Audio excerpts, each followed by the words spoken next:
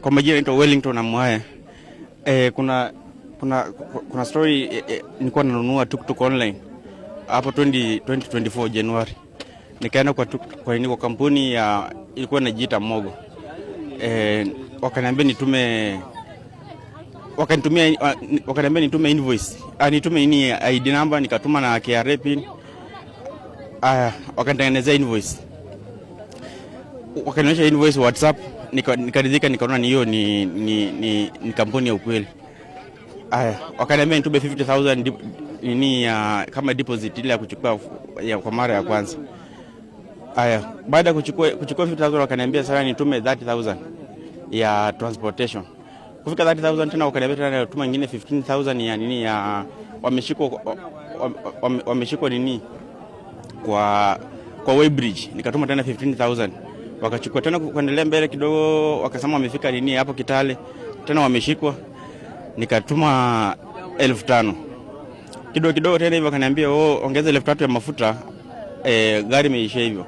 Ndio nikakaa kidogo nikaona hii ni ukora hii. Hii si nini? Kajaribu kufuatilia, nikatafuta kampuni ya Mogo ya ukweli. Wakaniambia si hawajahusika na hiyo shughuli hiyo. Nikanyamaza, nikaamua nikaenda police station kuripoti. Nikaripoti, wakanituma kwa DCI. Kufika DCI, wakaniambia hiyo shughuli haitawezekana, nitaspend mingi sana kupata pesa. Nikakufa moyo, nikarudi nyumbani kama nilikuwa nimechoka kabisa. Niko barabarani kurudi nyumbani, nikaona tena kuna post kwa barabara ya kwa miti ya stima. Imeandikwa daktari wa kushika wezi. Kwa sababu nilikuwa na shida, nikaamua nikachukua namba yao kuwapigia. Wakanidirect pa Kitale, nikaenda huko. Nikakutana na huyu jamaa. Akaniambia atanishughulikia. Hiyo ni kazi kidogo sana. Akachukua 15,000. Nikarudi nyumbani. Sasa kurudi nyumbani nimengojea tu hiyo shughuli ifanyike. Huyu jamaa nipigia simu hakuna. Nimengoja mpaka saa hii. Sijawahi pata justice. Sasa hiyo pesa nilipoteza ndio ilikuwa pesa niko nayo yote kabisa. Imekuwa nimebaki zero. Hakuna kitu ya kunisaidia kushinini. Kurani biashara yangu ni ndogo ya kuuza mtura na supu. Mpaka nikajaza hiyo pesa yote.